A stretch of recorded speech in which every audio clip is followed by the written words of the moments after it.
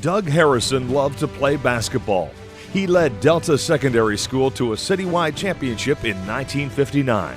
In his day, he was such a superstar in high school basketball, but he wasn't a big man on campus type jock. He was down to earth, friendly guy, and he really poured it all out on the basketball court.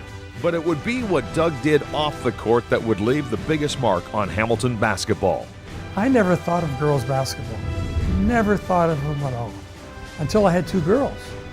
And then when they were 6 and 7 and 8, I wanted them to play the game that I played. And fortunately, they loved the game. Sidney Crosby had the infamous dryer. The Gretzkys had the backyard rink. For the Harrisons, it was an unfinished basement that became their hollowed training ground. When I played for the running pump, I looked after the balls. So I had 8 or 9 balls in a big bag, and my basement wasn't done yet. It was still like a gray cement. That's where I had the girls dribbling the ball. We nailed a box on the wall, and we'd shoot into that, or we'd have to dribble the right hand and then dribble the left hand and back and forth. And I mean, we were young. The Harrison girls played at Huntington Park and were quickly becoming skilled players. The only problem, there was no girls team to continue their development. So Doug simply started one. And I started with a bantam team, which is 12-year-olds, 11, 12-year-olds. And I started with the one team. And I had a friend who was doing Winston Churchill. I was coaching at Huntington. And we selected 12 girls from the recreation. And they didn't have a tryout. We just went to their house and asked their parents. Transway began to expand. As Doug's eldest daughter, Vicky, got older, another team would be added. As the only girls team around, it attracted more and more players, and a winning reputation soon followed. It was so great as a kid to walk into the gym, and we had these corduroy jackets on when we were, 13, 14 years old. And we played so tough as a team, individually, but as a team. And they always thought that Hamilton was so tough. And I think it is. Tough players come from Hamilton. And I mean, there's other organizations too, but way back when it was just Transway, we would walk into a gym and we knew we were always going to be in the final. Once the Harrison girls moved on to university ball, Doug didn't stop. Transway was a well-oiled winning machine. When you're doing something well and it's working, people want to join and help. So you just kept going on, and I just kept going on and on. To this day, there have been two constants, the sponsor and the t-shirt jerseys.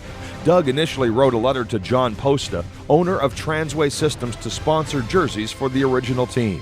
He answered my letter saying he took me out for lunch, and he said he would sponsor the one team and buy them uniforms. But what happened was, as of today, it's nearly 200 teams they have sponsored in the last 33, 34 years. And the jerseys? Doug refuses the modern technical fabrics he calls dazzle, preferring basic cotton. A lot of people wonder why we can't put the dazzles on the girls, but as some of the coaches say, you play for the name, not for how you look. For 34 years, Transway Basketball Association has been making headlines. It has become the most successful basketball program in Ontario and possibly Canada. The Hamilton basketball legend spreads far and wide.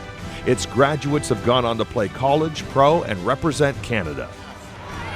Thorburn, the lefty shot, banks it up and in. Are you kidding me? Shona Thorburn. I mean, it started with one little team because he wanted us to play competitively, and it's just grown and grown. And I mean, it's neat. When I lived in Toronto, a club team there asked me to run a practice how Transway would, because they wanted to model it after Transway, and I realized, wow, I mean, other people have a lot of respect for this organization, which is really nice to see.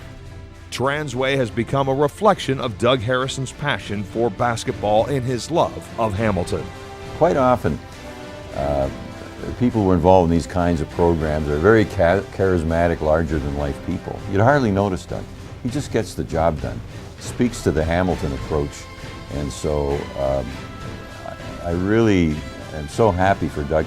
And you know what he does? He continues to show up. He lives nearby to City Hall. And he'll come and sit through a committee meeting or a city council meeting because he's interested. Low key, get the job done the Hamilton way. The Hamilton Sports Hall of Fame welcomes Doug Harrison.